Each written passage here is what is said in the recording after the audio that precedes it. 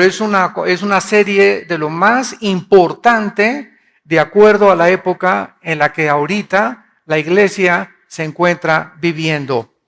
Cuando hablamos del tribunal de Jesucristo, antes de poder adentrarnos en esta investigación y en este estudio, solamente les recuerdo que cuando la Biblia menciona el tribunal de Jesucristo, no se refiere al juicio que Jesucristo tuvo, ¿verdad?, con el sumo sacerdote y con Pilato, con Caifás, sino que se refiere al tribunal donde nosotros vamos a ser evaluados y juzgados de acuerdo a nuestras obras. Entonces, la Biblia es muy claro que cuando tú mueras y tú tienes a Cristo en tu vida, la salvación no se puede perder. Pero ¿qué de esos pecados que no confesaste, verdad? ¿Y qué si mueres en pecado? ¿Y qué de las obras y la oportunidad que Dios nos dio para hacer y no hicimos? O sea, todos los cristianos vamos a ser juzgados cuando muramos. Vamos a ver cuándo, quiénes van a participar, cómo va a tener lugar, qué es lo que se va a evaluar y a juzgar, pero no vamos a ser juzgados respecto a nuestra salvación, porque nuestra salvación ya fue juzgada, ¿verdad?, y regalada en la cruz de Cristo. Así que en la cruz de Cristo lo vamos a explicar todo muy bien, desde la A hasta la Z. En la cruz de Cristo nuestro juicio se llevó a cabo hace 2000 años para todos los creyentes que hemos aceptado a Cristo como nuestro Salvador. Ya no hay condenación, ya no nos puede dos veces Dios juzgar. Entonces vamos a ser en el tribunal de Cristo ya no juzgados para la condenación eterna, porque ya tenemos la salvación, pero nuestras obras y nuestra posición de autoridad y la fidelidad que hayamos demostrado en esta corta vida que tenemos en el tribunal de Jesucristo será manifestado. Uno de los pasajes más ricos acerca de este tribunal está en 1 Corintios 3, versículo del 10 en adelante. Y dice el apóstol Pablo, 1 Corintios 3, versículo 10 en adelante: conforme a la gracia de Dios que me ha sido dada, yo como perito arquitecto puse el fundamento, otro edifica encima, pero cada uno mire cómo sobre edifica. O sea, no le dejemos todo, ¿verdad?, a los pastores, y si no he crecido porque no me han dado alimento. Todos tenemos la responsabilidad, al haber recibido el Evangelio, al haber creído en él y al discipularnos, tenemos una responsabilidad de no solamente oír la palabra el domingo, sino que entre semana todos tenemos la responsabilidad de seguir comiendo en nuestra casa la palabra para edificar sobre el fundamento que está puesto en nuestras vidas, que es Jesucristo. Muy bien, dice el versículo 11, porque nadie puede poner otro fundamento que el que está puesto, el cual es Jesucristo. Y vean ustedes el versículo 12 en adelante: y si sobre este fundamento alguno edificare oro, plata, piedras preciosas, madero, heno, hojarasca, la obra de cada uno se hará manifiesta, porque el día la declarará, pues por el fuego será revelada, y la obra de cada uno, otra vez se manifiesta, cada uno de nosotros. Estamos edificando nuestra vida cristiana sobre dos clases de materiales. Las piedras preciosas, el oro, ¿verdad?, son materiales que no son combustibles, pero la madera, el heno y la hojarasca, tú les prendes fuego y si haces una casa con eso, se consume con el fuego y desaparece. Entonces, nuestras obras que son hechas en la carne son madera, heno y hojarasca. Todo lo que hayamos hecho por conveniencia, por manipulación, por necesidad, o por, como dicen, voy a ayunar para que Dios me sane a mi hijo, espérame tantito. Entonces, ¿qué Dios es un Dios falta de misericordia que está esperando para que, y le digas, mira, Señor, tengo 3 días sin comer, ¿ya te puedes compadecer de mí, Señor? ¿Ahora sí me puedes sanar a mi hijo? Dios no es ese Dios, no es el Dios que la Biblia anuncia. El ayuno no es para torcerle la mano a Dios o para forzar a Dios a que encuentre un trabajo, voy a ayunar. Para que mi esposa regrese, voy a ayunar. Ayunamos para poder tener un tiempo a solas con Dios y discernir su voluntad y su dirección. Voy a ayunar para que me dé sabiduría a Dios. ¿Cómo tratar conmigo? Así sí. Pero nunca ayunen. Voy a ayunar para que México sea salvo. Voy a ayunar para que esto se arregle. Oye, Dios no quiere sacrificios. Discúlpame. Dios no quiere ya sacrificios. Quiere obediencia. Y nuestra obediencia es la mejor manera en la que Dios contesta nuestras oraciones inmediatamente. Entonces, aquí se nos habla que estamos edificando con diferentes materiales nuestra vida. Versículo 14. Si permaneciere la obra de alguno que sobre edificó, recibirá recompensa. O sea, en el tribunal de Cristo, cada uno de nosotros vamos a estar delante de Él. Él va a estar en una tarima como esta. Vamos a ver que la palabra que se tradujo tribunal es la palabra griega bema, con B de burro. Bema, que significa el podium donde los jueces en las Olimpiadas griegas les entregaban a los atletas las medallas de oro o las coronas de olivo. Entonces era como un podium donde se formaban todos los atletas que habían sido vencedores. Y ahí en ese podium les entregaban su corona de olivo. Este podium en la Biblia se llama el bema en el griego. Pues va a haber un podium igual, vamos a estar todos formados y cada uno de nosotros, cada uno vamos a ser juzgados individualmente. A cada uno de nosotros Dios va a manifestar lo que hicimos, lo que dejamos de hacer, nuestra fidelidad, nuestra hipocresía, lo que escondimos debajo del colchón, etcétera, etcétera. Ahí será manifestado públicamente en la luz. Y cada quien va a recibir lo que haya hecho o lo que haya guardado para Dios. Si la obra, versículo 15, de alguno se quemare, él sufrirá pérdida. Si bien él mismo será salvo, aunque así como por fuego.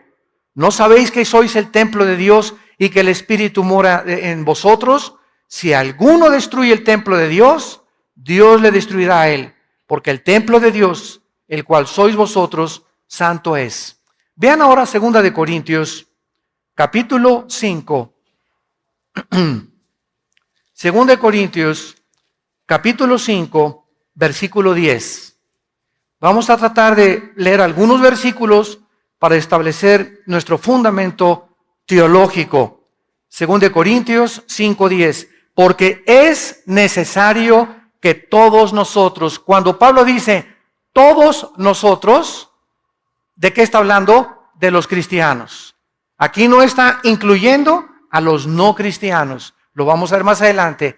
Es necesario que todos nosotros, está hablándole a la iglesia, comparezcamos, y ahí está el bema, que se tradujo el tribunal de Jesucristo, para que cada uno reciba según lo que haya hecho mientras estaba en el cuerpo, sea bueno o sea malo.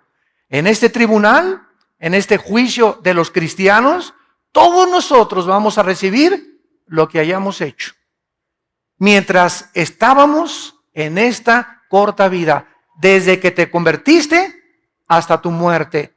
Ya antes de nuestra conversión, ningún pecado, que abortaste 5 veces, que mataste a 30 personas, que te decían la leona de Santa Julia, que te decían, ¿verdad?, lo peor. Antes de nuestra conversión, todos nuestros pecados han sido eternamente borrados. De nuestra conversión a nuestra muerte, nuestras obras comienzan a ser tomadas en cuenta. No para nuestra salvación, insisto, como lo acabamos de leer, sino para la pérdida o la ganancia de las recompensas y las posiciones de autoridad que vamos a tener. En otras palabras, en la otra vida, después del tribunal de Cristo, muchos van a sentarse con Cristo cuando las naciones sean reestructuradas y desde Jerusalén Cristo comience a gobernar y otras galaxias sean pobladas también y Dios nos mande a otra galaxia como gobernador de alguna, de Andrómeda o no sé de qué otra galaxia, otro nombre que le ponga Dios, o presidente, el nuevo presidente de México, etcétera, etcétera, donde ya no va a haber PRD, ni PAN, ni PRI, ni partidos políticos. Los hombres y las mujeres que van a gobernar en la otra vida será de acuerdo a la fidelidad que tuvieron en esta vida. Por eso 1 Corintios 15:58 dice el apóstol Pablo: hermanos, no os canséis de hacer el bien, porque a vuestro tiempo segaréis. Continuar haciendo el bien porque vale la pena seguir trabajando para Dios. Un vaso de agua que hayamos dado en el nombre de Jesús, a las personas que les hayamos hablado de Cristo, las cosas que hayamos hecho, el amor que le has tenido a tu esposa, a tu esposo, el tiempo que pasaste con tus hijos, la santidad que tú viviste, todo será puesto en una balanza. Por eso tenemos que vivir con temor de Dios, porque estamos de paso por esta vida. El otro día venía yo pensando y me decía a mí mismo, si al nacer pudiéramos tener el entendimiento que se nos dijera cada vez que nace: mira, Pancholín, tienes 50 años de vida. Vas de paso por esta tierra. No amontones riquezas, no vivas para este mundo, vas de paso. Carmelita, vas de paso. Si desde que nacemos tuviéramos la conciencia que vamos de paso, pues no haríamos, ¿verdad?, muchas veces lo que creemos que hacemos. Los jóvenes creen que la vida la tienen para ellos y que pueden tomar drogas y emborracharse y embarazar a la novia, y la novia se deja embarazar y se deja manosear por el novio y se divorcia uno y se va con otra buscando aquí el agua feliz, la otra también se divorcia uno buscando que haga feliz, y todos los seres humanos viven como animales sin saber que está establecido un juicio y que desde el momento que Dios levantó a Cristo entre los muertos, nos garantiza que nosotros vamos a volver a vivir y vamos a ser juzgados en un día que se llama el día de Cristo o el tribunal de Cristo. A pesar de todo esto, existe mucha confusión acerca de quiénes serán los participantes de este juicio. ¿Cuándo se va a llevar el juicio o el tribunal? El propósito y las consecuencias. ¿Qué pasará con esos cristianos que murieron en pecado, por ejemplo?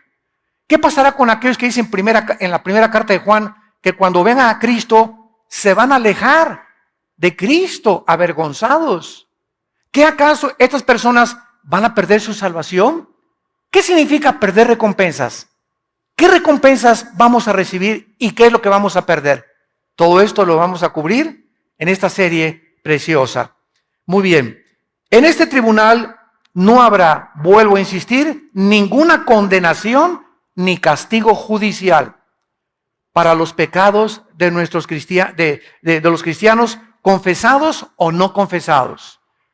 Juan 5:24: de cierto les digo, que cualquiera que oye mi palabra no vendrá a juicio. ¿A cuál juicio se refiere? Al juicio final del gran trono blanco, Apocalipsis 20, del 11 al 15. Este es otro juicio de los incrédulos. Vamos a mencionar también ese juicio.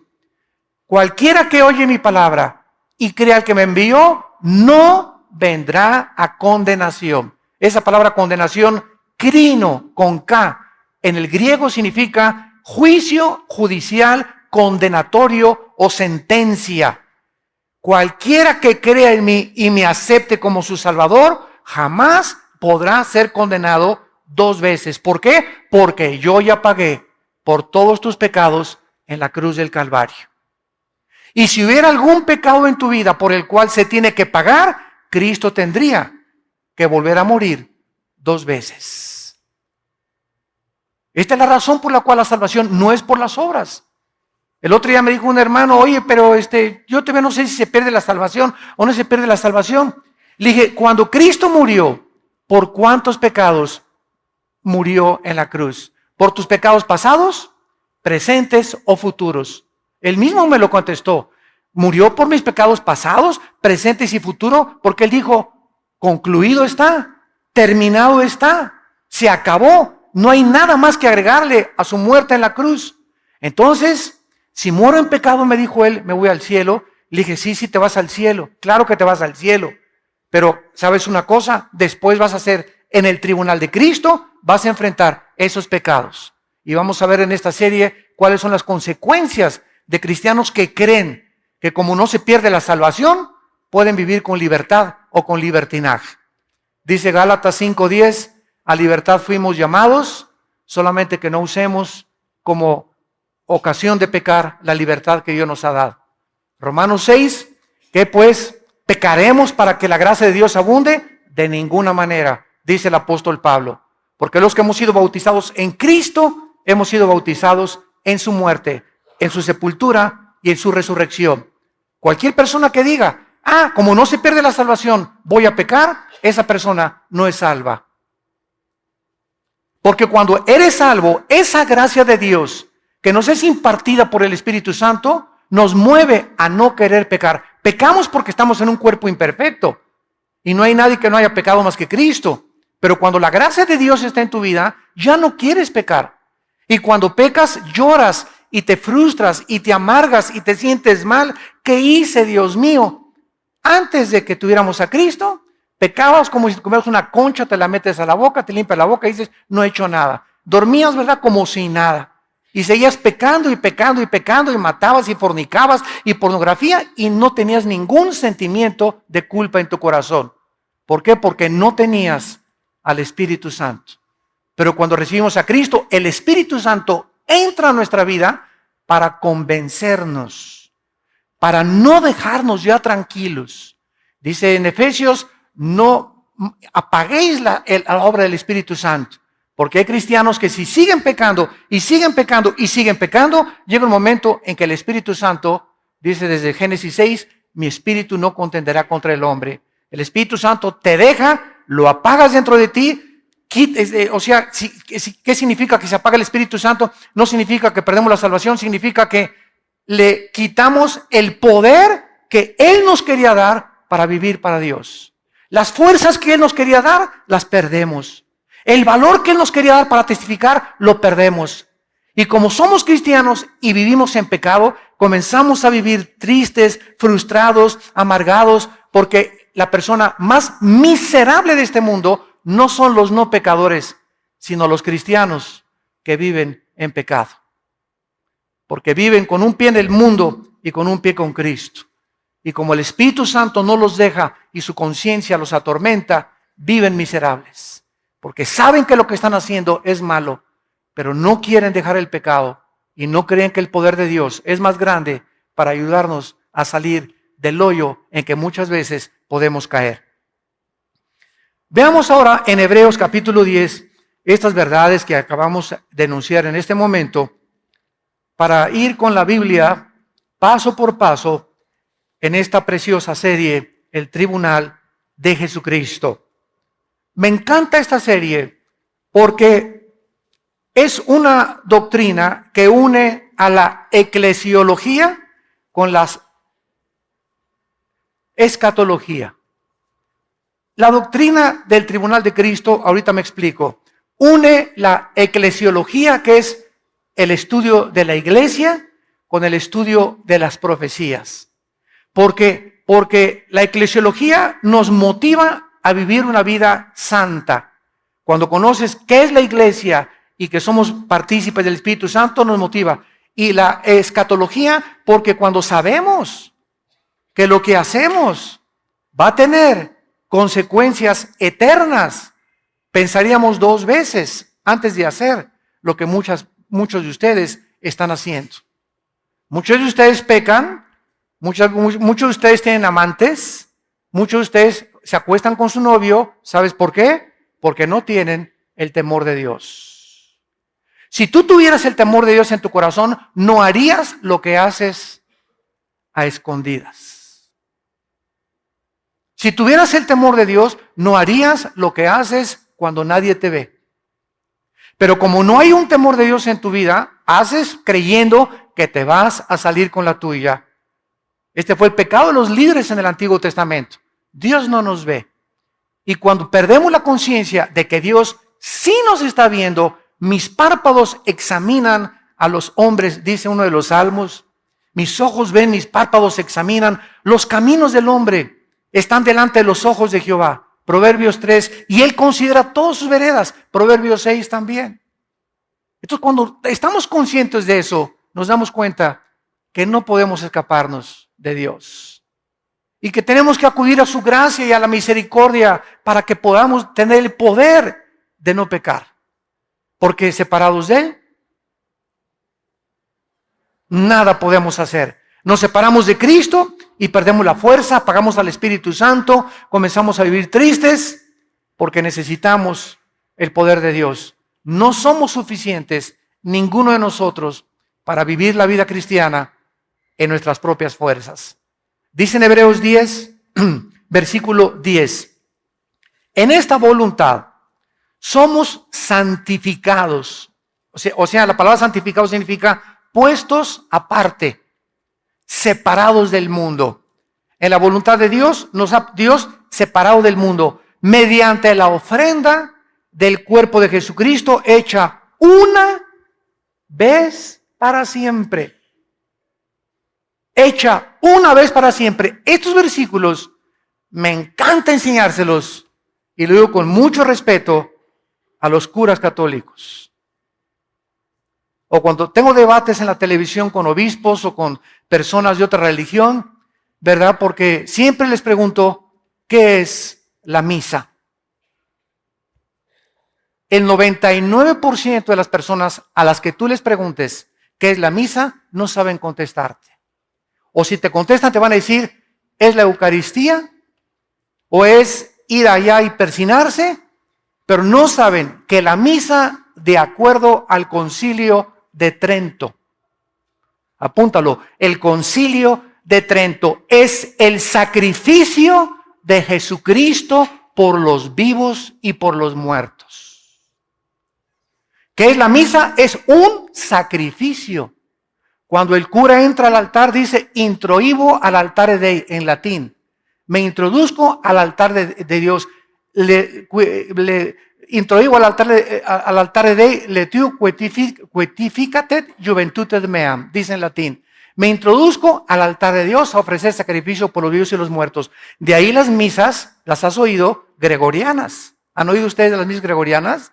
¿Qué son las misas gregorianas? Se murió don Pancho.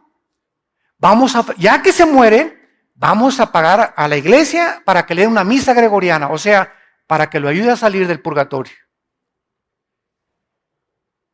Otra vez, vuelven a sacrificar a Cristo y con ese sacrificio, don Pancho ni nos oye. Pero estamos haciendo otro sacrificio, Dios, para que tengas misericordia, y don Pancho, si tenía 15,000 años en el purgatorio, que sean 10,000. Y si tienes dinero, le das 10 misas gregorianas y lo sacas en un mes a tu pariente. Cuando nosotros, amados santos, seguimos esta línea de lógica elemental, nos damos cuenta que perdida está la gente en la ignorancia. ¿Por qué lo hacen? Lo hacíamos nosotros porque no conocíamos las sagradas escrituras. En el Antiguo Testamento, los sacerdotes levíticos tenían la consigna, ellos sí, de ofrecer los sacrificios por el pueblo. Viene Cristo y se acaba el sacerdocio levítico. Y la iglesia romana se brincó la cruz y continuaron y han perpetuado el sacerdocio levítico, que ya no existe. Han hecho a un lado la cruz de Cristo. Y siguen ellos tratando de ser intercesores por nosotros. Y ya no hay, y dice en la Biblia católica y en cualquier Biblia, 1 Timoteo capítulo 2, no hay más que un intercesor entre Dios y los hombres, un mediador, Jesucristo hombre. Y lo dice Hebreos, el sacrificio de Cristo fue hecho una vez. Ellos, en cada realización de la misa, siguen matando a Cristo. Lo siguen ofreciendo. Esto es cuando levantan la Eucaristía y comienzan a hacer todo. Entonces se acerca la gente y les dan la hostia, que se llama la doctrina de la transubstanciación, donde bajo la bendición del sacerdote católico convierte eso en la sangre y en el cuerpo de Jesucristo. Y cuando la persona la toma, está recibiendo a Cristo. De lunes a viernes se le sale y lo vuelve a tomar el domingo. ¿Y qué dice la Biblia, verdad? Juan 1:12, a los que le recibieron, nos dio la potestad de ser hechos hijos de Dios. Lo recibimos una sola vez. Pero ellos, como creen que se sale, hay que volver a invitarlo y volver a sacrificarlo y volver a sacrificarlo y volver a sacrificarlo y volverte a dar a Cristo y volver a sacrificarlo y ven para acá para que vuelvas a recibir a Cristo, porque no saben que Él vive eternamente en nosotros. Dice en Efesios 1:13 y 14 que hemos sido sellados con el Espíritu Santo hasta el día de la redención, hasta el día de la resurrección. ¿Cómo nos ilumina la Biblia, verdad? Es maravillosa. Ahora viene el versículo 12, de ahí mismo de Hebreos 10, versículo 12. Pero Cristo, habiendo ofrecido otra vez, lo mismo dice el Espíritu Santo, una vez para siempre, un solo sacrificio. Cura católico que me escuchas con mucho respeto, no quiero abusar, ¿verdad?, de este conocimiento, pero ya deja de sacrificar a Cristo. Ya no vuelvas a celebrar misa si me estás escuchando, porque estás diciéndole que el sacrificio de Cristo no fue suficiente. Hecho una vez para siempre, un solo sacrificio por los pecados, se ha sentado a la diestra de Dios. Versículo 13, de ahí en adelante, esperando hasta que sus enemigos sean puestos por estrado de sus pies, porque con una sola ofrenda, otra vez, una vez para siempre, una sola ofrenda, con una sola ofrenda, con el sacrificio de Cristo, bastó para hacernos. ¡Qué tremenda revelación! Perfectos. La muerte de Cristo nos ha hecho perfectos para mientras estamos aquí en la vida. ¿Dice eso? Temporalmente. ¿Dice eso? A lo mejor tú traes la Biblia del Mormón. Nos hizo perfectos para siempre. La pregunta es, ¿somos perfectos? No. En nuestra actividad y en nuestra conducta, pero posicionalmente en el cielo nos ha bendecido con toda bendición espiritual. Estamos, Efesios 2, sentados ya con Cristo, descansando ya de que no tenemos que hacer nada, ni buenas obras, ni sacrificios para nuestros pecados, sentados con Él, esperando hasta que todo sea resuelto en este mundo. Y mientras tanto, aquí en la tierra estamos santificándonos, estamos llevando a cabo nuestra santificación. Se los voy a poner con otro ejemplo más claro. Ya cumplí mis 6 años de mis estudios de medicina, y entonces en la Universidad Autónoma o en el Politécnico, donde sea, donde den la Academia de Medicina, me entregan mi certificado de médico, ¿correcto? Yo soy médico ya. La universidad me dice, señor Alducin, usted es médico. Ha cumplido con todos sus exámenes, ha pasado con 8, 9 y 10, soy médico. Muy bien. Ahora, yo tengo, este papel me dice que yo soy médico, pero ahora yo tengo que llegar a colgarlo en mi consultorio, y no solamente que llegue al consultorio, ahí tengo mi diploma de médico, ahora yo tengo que ejercer para demostrar que ese conocimiento que adquirí en la universidad es real y verdadero. Entonces, si yo me siento y solamente ahí veo mi título de médico, pero no hago nada, no opero, no hago cirugías, no receto, no amo a la gente, mi certificado no tiene ninguna validez. Es la teoría más la práctica lo que hace a la persona.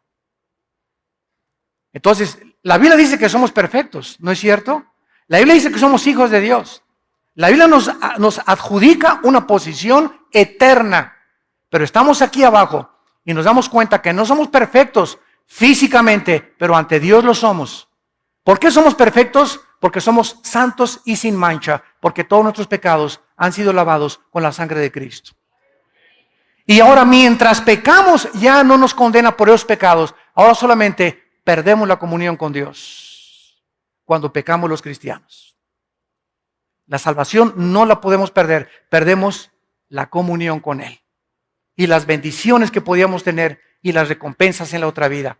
Pero ante Dios somos perfectos, porque su Hijo fue perfecto, su justicia fue perfecta, su imputación de su justicia fue perfecta, y su santidad, que es la santidad de Cristo, ¿verdad?, nos es imputada también a través de la santificación, para que podamos ejercer una vida conforme al llamamiento que Dios nos ha hecho.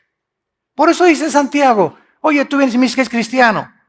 y andas ahí, ¿verdad? Ajúa, vivo aquí, te emborrachas cada fin de semana, ahí andas detrás de las chavas como si nada, te acuestas con tu novio y estás en el coro de la iglesia, estás en la música de la iglesia y la gente comienza a decirnos a nosotros, oye, tú te dices cristiano y haces estas cosas. ¿Por qué? Porque tenemos que no solamente decir que somos cristianos, obras nos tienen que acompañar. Acciones que demuestran a la gente que somos diferentes. Que somos diferentes. No, don Pedro, ya no me echo ya no me emborracho con usted. Ay, sí, porque ya no eres charrasqueado. No, pues ya, exactamente, Cristo me salvó. Oye, que todas mis amigas se acuestan con sus novios, pero yo no. Ahí sí eres la Santa Rita de Casia, ¿verdad? Díganme lo que quieran, pero yo conozco a Cristo y eso se llama fornicación delante de Dios. Y no quiero tener el temor de Dios en mi vida. Y comenzamos a dar un testimonio que la gente busca, la gente cree más las acciones que las palabras. Muy bien, veamos ahora el tiempo y los participantes de este tribunal de Cristo. El tiempo cuando este tribunal se va a llevar a cabo, ¿cuándo será? ¿Antes del rapto? ¿En el momento del rapto? ¿A la mitad de la tribulación? ¿Al acabar la tribulación? ¿Antes del juicio del trono blanco o después? ¿En el milenio o después del milenio? ¿Cuándo se va a llevar a cabo? La Biblia es muy clara. Veamos cuándo vamos a ser juzgados en este tribunal. Lucas capítulo 14. Vamos a ver algunos pasajes que no nos van a dejar ninguna sombra de duda respecto al tiempo cuando se llevará a cabo este tribunal, este juicio o evaluación de nuestras obras. Dice Cristo en Lucas 14, versículo 13 y 14.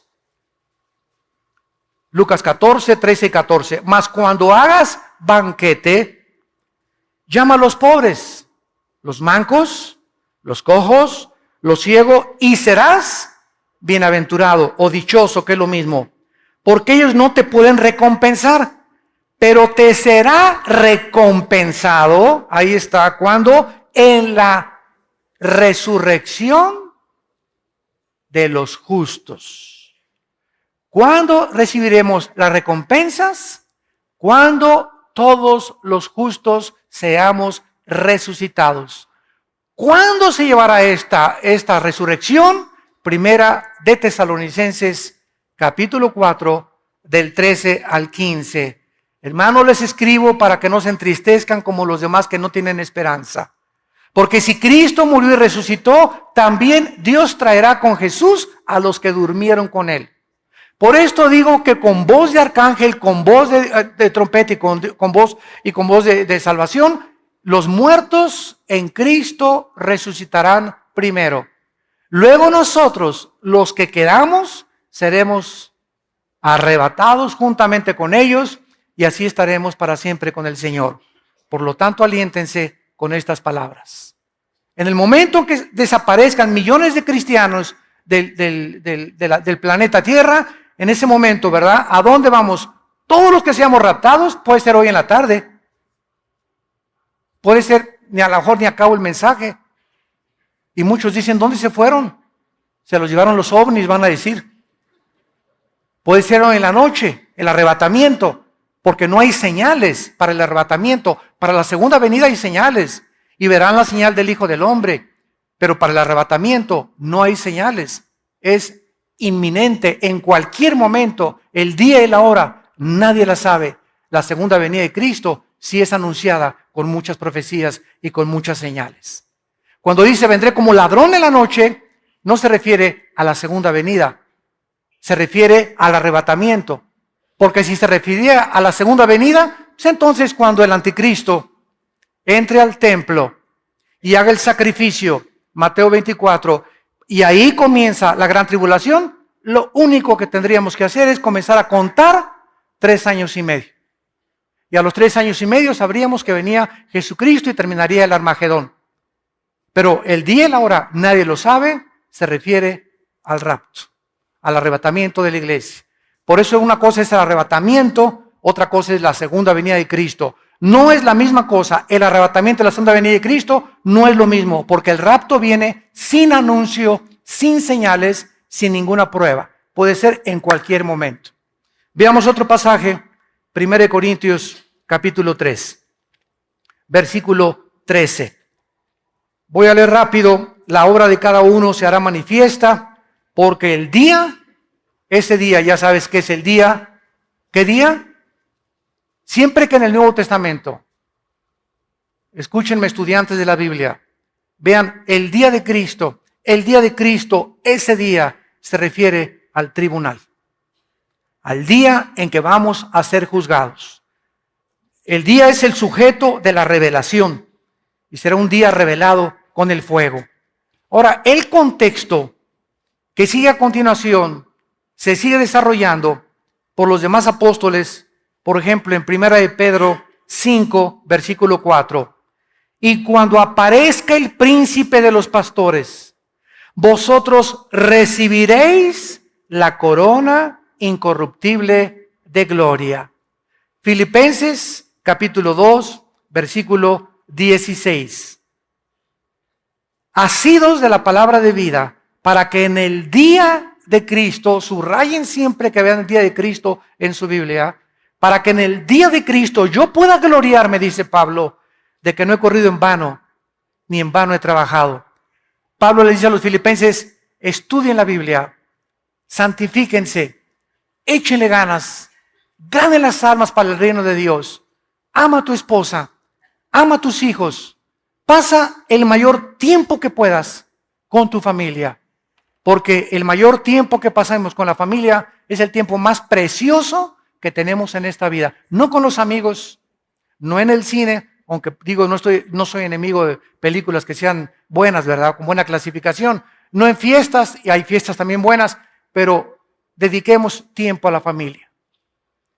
Yo ahora mis viajes a Colombia, Honduras, Estados Unidos, etcétera, etcétera, me encuentro con que muchos pastores llegan sus esposas, hermano, Alducin, dígale a mi esposo que me saque por lo menos una vez al año de vacaciones.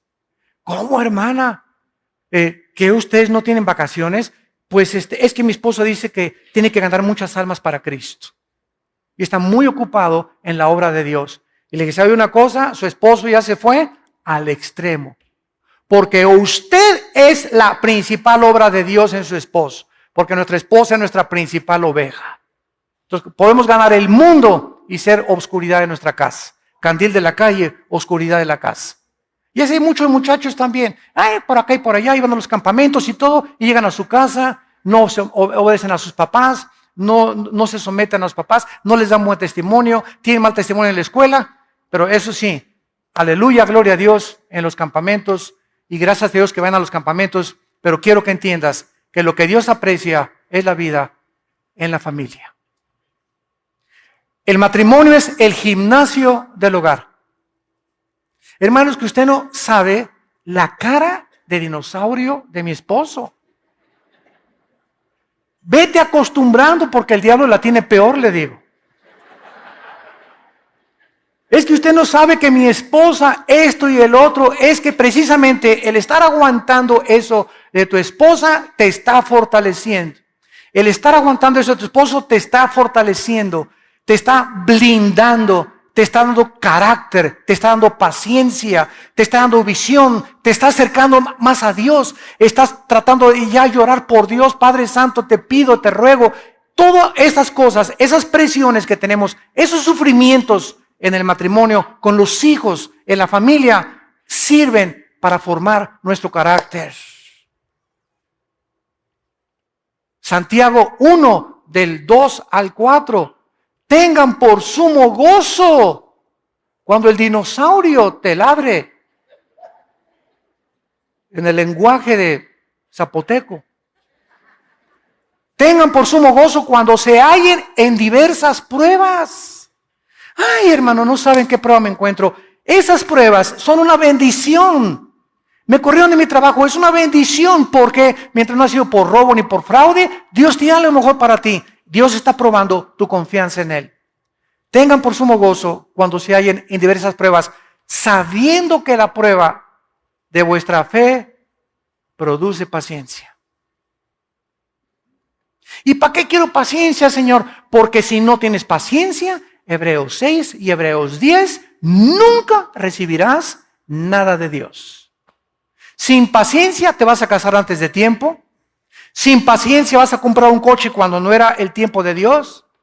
Sin paciencia vas a inscribirte a una escuela que no debiste haberte inscrito y después de 2 años perdiste 2 años y vas a tener que regresar a otra materia o otra carrera que realmente Dios quería para ti. ¿Por qué? Porque no tuviste nunca la paciencia para aguantar y esperar el tiempo de Dios. Y la paciencia nos las dan las pruebas y los sufrimientos. Para que comiences a conocer los caminos del Altísimo Gobernante del universo. Dice en 2 Timoteo 4:8 el apóstol Pablo, ya para ser sacrificado o martirizado, 2 Timoteo 4:8, por lo demás, es las últimas palabras de Pablo, me está guardada la corona de justicia, las coronas las vamos a estudiar mucho después, la cual me dará el Señor juez justo, otra vez se repite, en aquel día.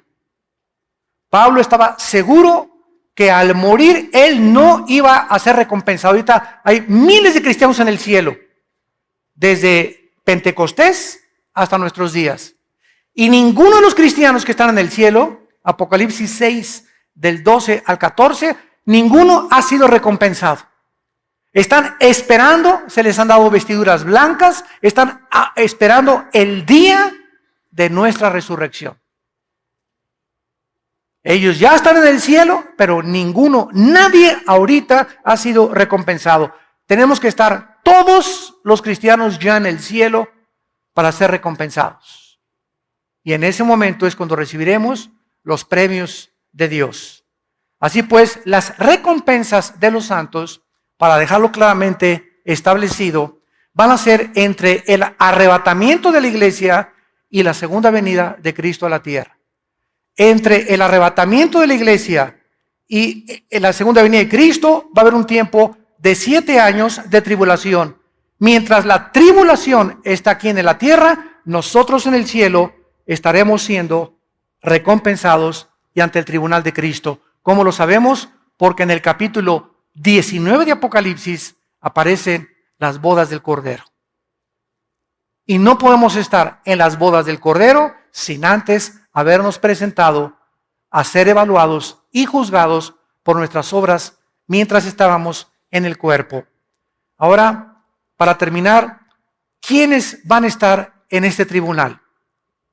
El hecho de que antes de la resurrección de los impíos no se va a llevar a cabo, nos revela que este juicio del tribunal de Cristo no incluye a los no creyentes. El tribunal de Cristo, el día de Cristo, el bema de Cristo, solamente los cristianos vamos a estar en este tribunal. Los no creyentes, cuando terminen los 7 años de tribulación y Cristo regrese al mundo, vamos a entrar a 1000 años, a un periodo de 1000 años de vacaciones aquí en la tierra, Isaías 65 y 66, Apocalipsis 20 y 21, y después del milenio, Apocalipsis 20 del 11 al 15, los no creyentes serán presentados, serán abiertos los libros de Dios y pasarán todos los no cristianos y ninguno va a estar hincado, estarán parados delante de Dios y serán echados al lago de fuego que arde con fuego y con azufre, que es la muerte segunda. En ese juicio, del juicio del gran trono blanco, nosotros ya fuimos juzgados por nuestras obras, no por la salvación, pero en el juicio de los no cristianos después del milenio, nosotros seremos el jurado. Los ángeles y los querubines estarán en el cielo cósmico de Dios y Dios demostrará que Él no va a mandar a nadie al infierno. ¿Cómo? Sí, se fueron solitos.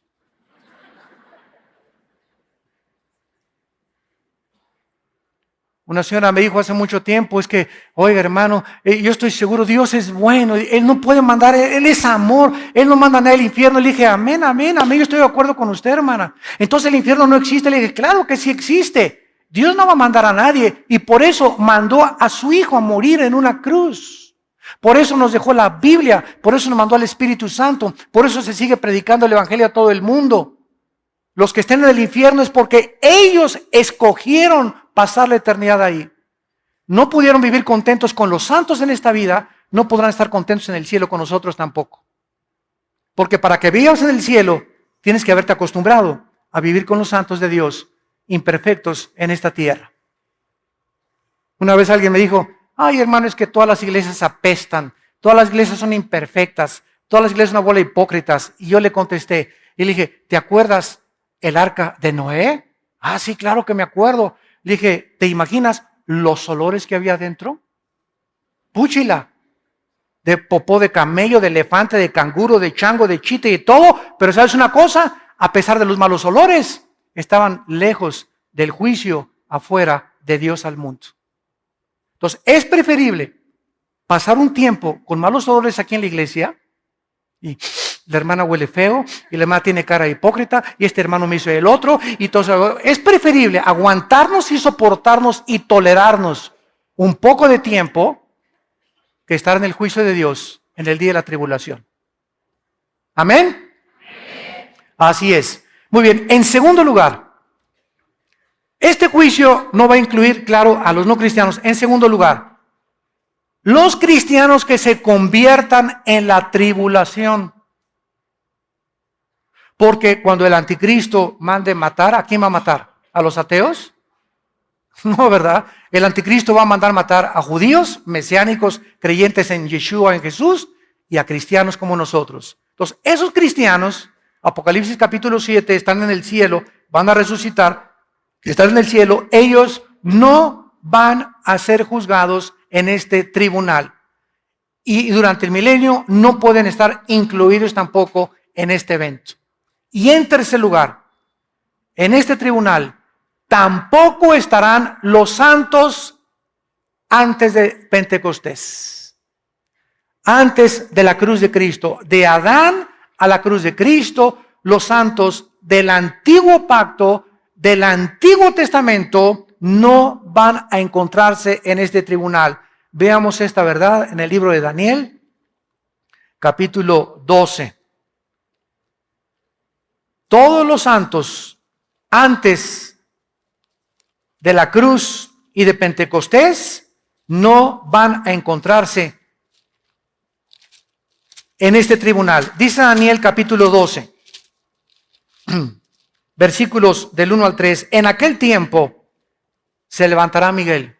Está hablando del tiempo de la gran tribulación, de los años de la tribulación que se vienen sobre el mundo, donde tú y yo no vamos a estar, gracias a Dios.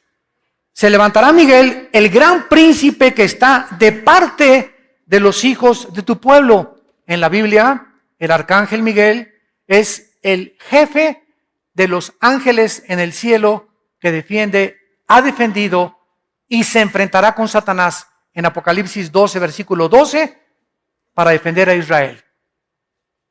El arcángel Miguel. Y aquí se levanta Miguel, ¿verdad? Dice, el que está de parte de tu pueblo. Y será tiempo de angustia. Aquí está profetizándose el tiempo de la gran tribulación, cual nunca fue desde que hubo gente hasta entonces. Por esto sabemos que no está hablando de una tribulación o un sufrimiento 70 años después de Cristo, cuando llegaron los romanos y no dejaron piedra sobre piedra. Aquí está hablando de una angustia que Cristo en Mateo 24 repitió, cual nunca la ha habido en la historia de la humanidad, que es la gran tribulación. En aquel tiempo será libertado tu pueblo, los que se hallen escritos en el libro. Y muchos, no dice todos, aquí hay una resurrección parcial. Muchos de los que duermen en el polvo de la tierra serán despertados, unos para vida eterna y otros para vergüenza y confusión eterna. Aquí está situando la resurrección de los santos del Antiguo Testamento después de la gran tribulación. después de la gran tribulación. Entonces, todos estos santos antes del Antiguo Testamento no vivieron bajo el pacto de sangre que tú y yo hemos vivido. Los santos en el Antiguo Testamento no pueden ser recompensados iguales a nosotros. Nosotros hemos recibido mucho más que ellos. Cristo le dijo a 2 ciudades, Corazín y Betsaida, si en Sodoma y Gomorra hubieran oído lo que ustedes han oído, en verdad les digo que en el día del juicio, y Cristo está hablando del trono blanco, no del tribunal de Cristo, el juicio de los malos, en el día del juicio el castigo será menos severo contra los sodomitas que contra ustedes, porque al que mucho se le da, mucho se le pide. Así que nosotros tenemos que ser juzgados con una vara mucho más grande con Dios, porque hemos recibido la gracia de Dios, al Espíritu Santo morando, haciendo su morada dentro de nuestro cuerpo. La revelación que tenemos, el conocimiento que tenemos de la Biblia es maravilloso. El otro día vi que un predicador dijo, es que no es necesario meterse que si los ángeles se metieron con las mujeres, que si esto y el otro, que si la salvación se pierde, hay que ganar las almas para Cristo. Espérame tantito, compañero, en las tribulaciones y el misterio de Cristo. Tenemos que estudiar toda la Biblia. Tenemos que enseñar toda la Biblia. No podemos concentrarnos solamente en algo. Qué lindo se oye. ¿Vamos a ganar las almas? Pues claro que las ganamos. Pero Pablo dijo, no he rehuido enseñarles todo el consejo de Dios. Tenemos que conocer el antiguo pacto, la gracia, el pacto de sangre, la tribulación, Ezequiel, Daniel. ¿Por qué hace esto Dios? ¿Por qué permitió las guerras? ¿Por qué David esto? ¿Por qué Salomón aquello? Tenemos que conocer todo para tener un espectro amplísimo de la mente de Dios. Y todavía al morir no nos bastará seguir estudiando el corazón de Dios. Así pues, no estarán ni los no creyentes, ni tampoco estarán los que se conviertan durante la tribulación, ni tampoco estarán los que vivieron antes de Cristo. En Romanos 14, versículo 10, dice el apóstol Pablo, ¿y tú por qué juzgas a tu hermano? ¿O tú también por qué menosprecias a tu hermano? Porque todos, y está hablando de los cristianos, compareceremos ante el tribunal de Jesucristo. Y vamos nosotros, escrito está, que toda rodilla se doblará y toda lengua confesará a Dios, de manera que cada uno de nosotros, versículo 12, cada uno dará a Dios cuenta de sí. Santo, santos de Dios, si hoy en media hora, hoy en la tarde, viniera Jesús por nosotros, ¿no te lamentarías y dirías, ¿cómo? Es que yo creí que todavía tenía 2 años. Creí que me quedaban todavía 10 años de vida. Creí que me quedaban 5 meses más. Y así la muerte viene por nosotros en cualquier minuto, en cualquier segundo. Si estás tú consciente y crees realmente que Jesús resucitó y murió en nuestro lugar en la cruz, tu vida tiene que cambiar. Tu vida tiene que ser transformada por su poder. Tienes que vivir para Cristo y darle valor a las cosas que Dios les da valor. Tienes que desechar a las cosas que Dios les llama pecado. Tienes que enfrentar el mundo con una nueva perspectiva, con una nueva visión de qué es lo más importante. Es importante tu carrera, es importante lo que tú buscas, es importante que seas deportista. Todo es importante en la vida porque nos sirve en la vida. Pero pon en primer lugar a Dios en tu corazón. Pon en primer lugar a Dios en tu vida. Busca en el reino y su justicia y todas las demás cosas Dios te las dará por añadidura. No pongas a tu novia en primer lugar, ni a tu esposa en primer lugar, ni siquiera a la esposa o a tu esposo, ni a tus hijos. Pon a Dios en primer lugar. ¿Por qué? Porque tu novia o tu novio, tu esposo o nuestros hijos no son para siempre. Algún día se va a morir tu mamá, tu esposo, tu esposa, tu hijo, tu perro, tu gato, tu loro, tu cotorro. Todo es temporal, pero cuando perdemos todo y tenemos a Dios, Él nos dará la fuerza para seguir viviendo. Porque hemos amado a Él antes que a cualquier cosa. Y quiero decirles algo, Dios va a probar nuestra fidelidad y nuestro amor a Él. Va a llegar el momento en que vas a tener que escoger entre tu esposa o él, entre tu esposo o Dios, entre tus hijos o Dios, entre tu novio o Dios, entre tu novio o Dios, entre tu trabajo o Dios. Y es el momento más importante de la decisión, donde tu corazón se manifestará y darás cuenta a Dios si realmente le amas con todas tus fuerzas, con toda tu mente y con toda tu voluntad. Te damos gracias por tu palabra, Señor, en esta mañana. Te damos gracias, Señor, porque nos has llamado a vivir para ti y a conocerte. Porque no podemos poner otro fundamento sobre nuestra vida, el cual es Jesucristo.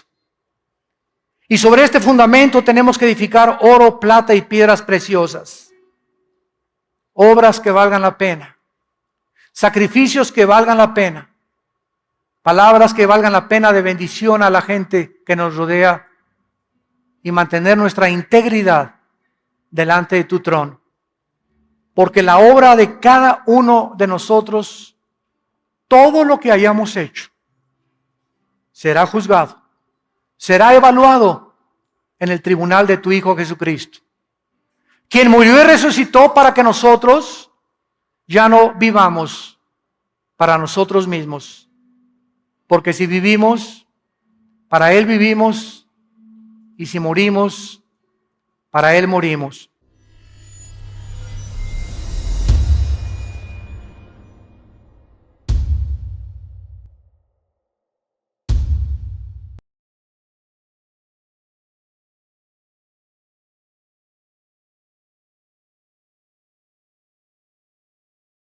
Ya es hora de comenzar a combatir a los ateos, físicos, matemáticos, sociólogos, antropólogos, arqueólogos ateos, escépticos, agnósticos, estudiosos, maestros universitarios.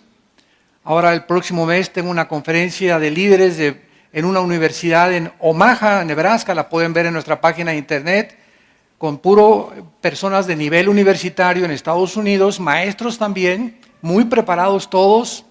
Y ya podemos pararnos enfrente de cualquier plataforma como cristianos con este libro por delante. Porque este libro debate todo argumento y toda altivez que se levanta contra el conocimiento de Dios. Y el sistema de pensamiento de la Biblia hace pedazos cualquier sistema de filosofía humana. Tenemos las armas, las municiones, cargados en nuestras vidas, en nuestro corazón, para poder presentar defensa de la esperanza que hay en nuestras vidas.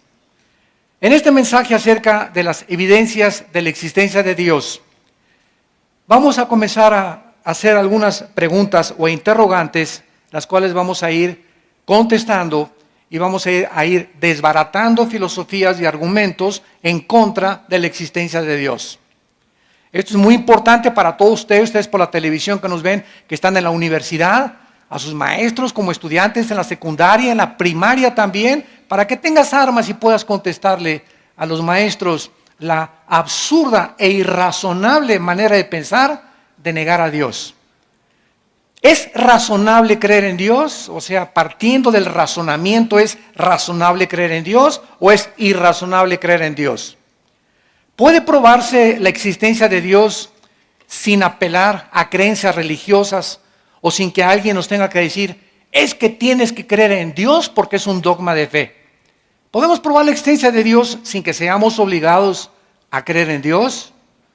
¿Cómo podemos saber que realmente existe Dios?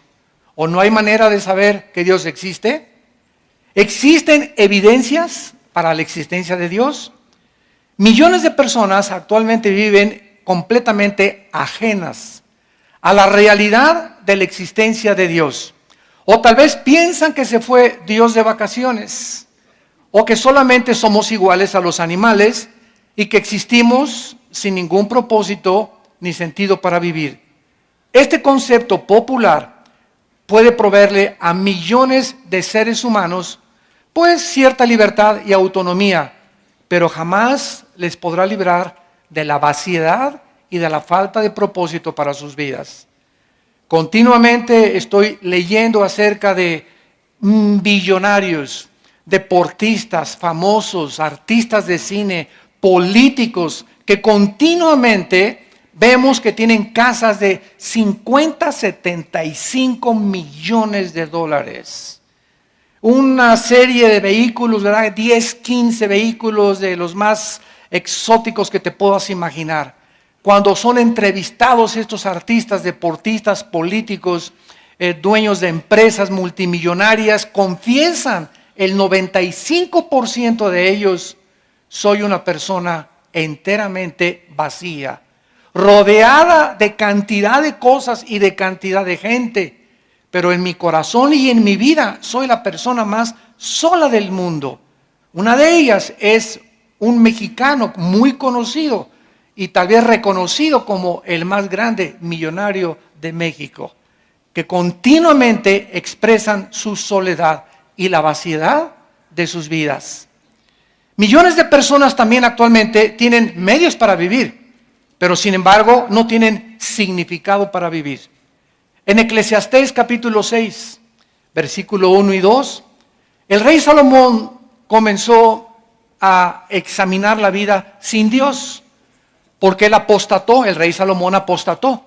Y cuando el rey Salomón apostató y probó esa vida sin Dios, dijo: voy a probar mi vida ahora con placeres, a disfrutar a las mujeres que tengo, tal vez drogas, también experimentó con drogas, voy a hacer esto, voy a hacer aquello. Y cuando Salomón quiso salirse del control de Dios y experimentó todo lo que aparentemente el mundo le sigue ofreciendo a todos los seres humanos, Salomón concluyó y dijo en Eclesiastés 2 del 1 al 2, le dije a mi vida: voy a probar esto, voy a probar aquello, pero a la risa le digo: enloqueces, y al placer, ¿de qué sirve esto?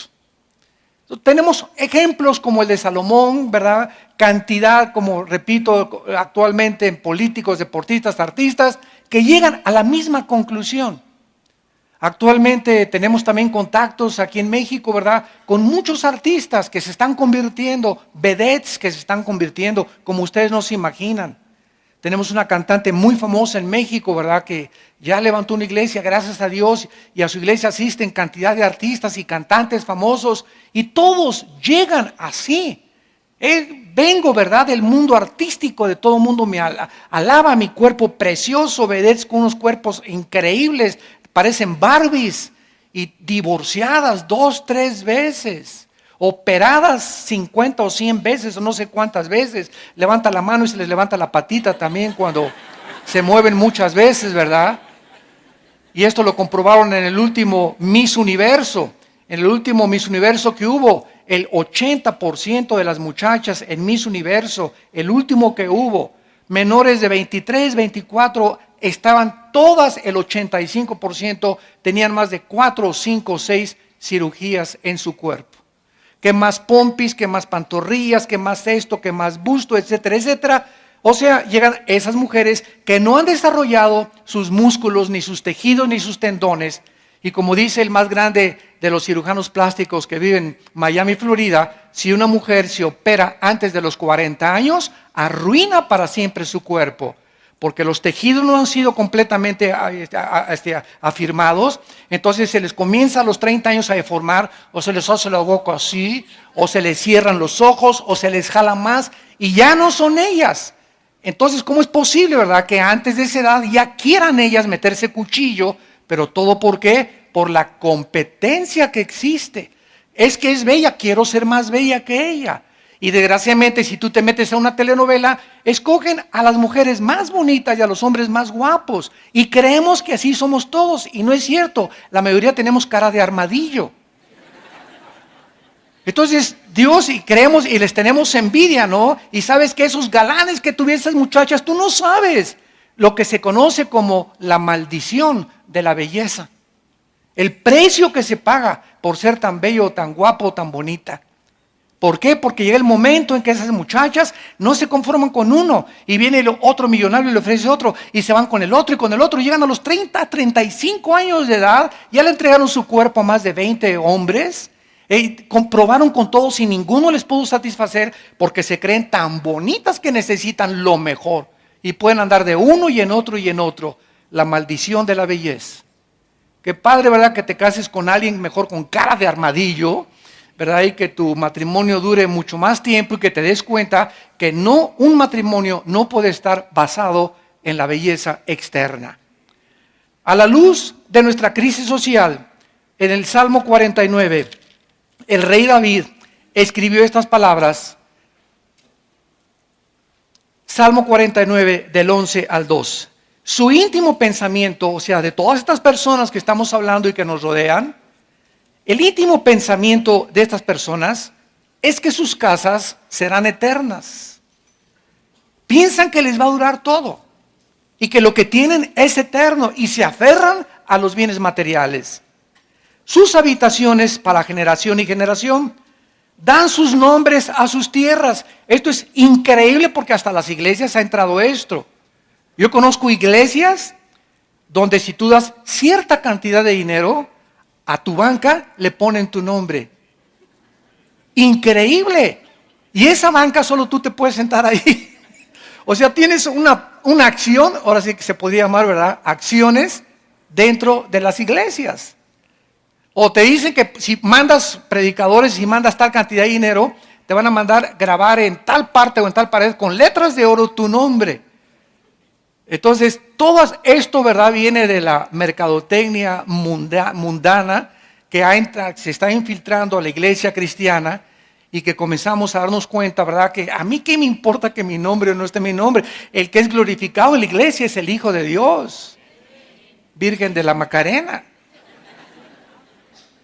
Mas el hombre, dice el Salmo, no permanecerá en honra, es semejante a las bestias que perecen. Increíble. Cuando es la palabra de Dios, el Espíritu Santo no se ha equivocado. Y el Espíritu Santo compara a este tipo de personas, las compara con los animales.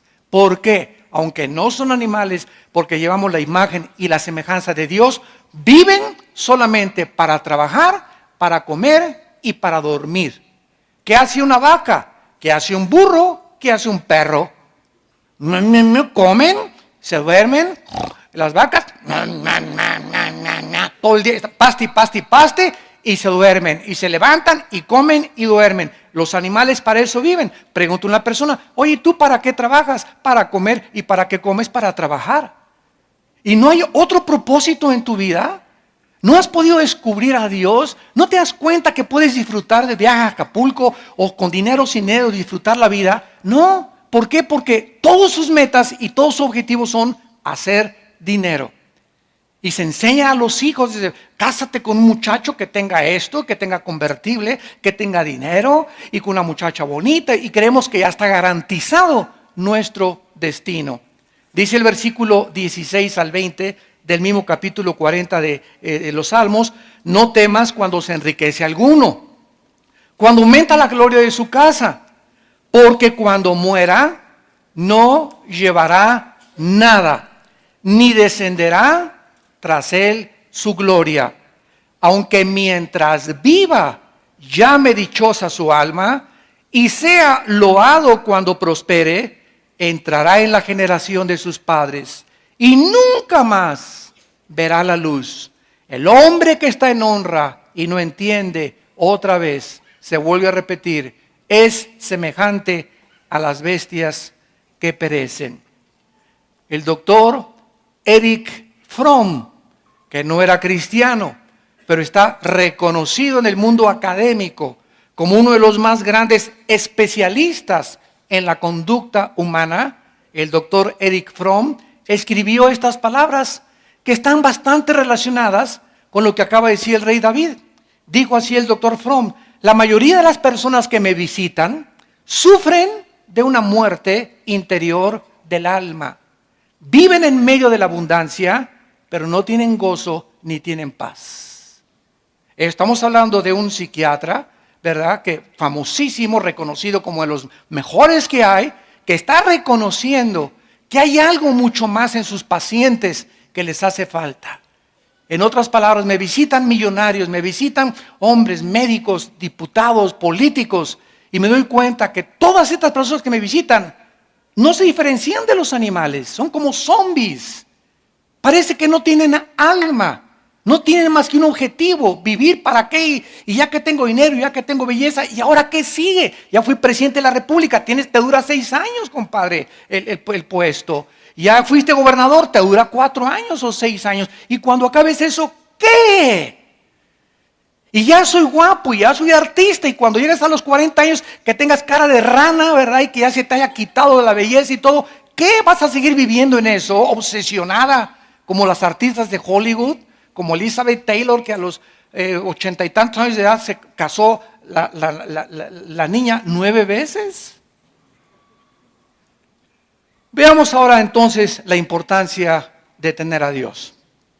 El tema de la existencia de Dios tiene muy serias consecuencias para la existencia de cada uno de nosotros. Porque ningún otro asunto es más importante para el ser humano y profundo que estar conscientes que no somos animales, que no vivimos solamente para producir, para hacer dinero, para destacar, para ser adorados, para ser aplaudidos, para ser reconocidos. Hay cosas mucho más profundas que esas en la vida. Es importante la importancia de Dios antes de probar la realidad de Dios como lo vamos a hacer.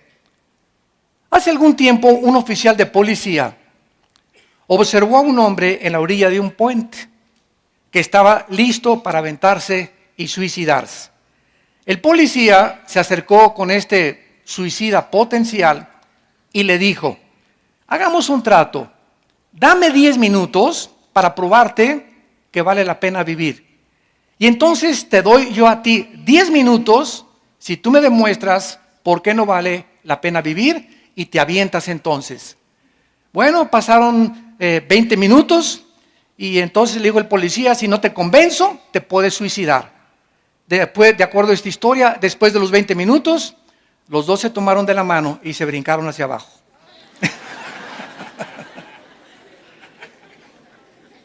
Esta historia nos hace preguntarnos: ¿vale la pena vivir?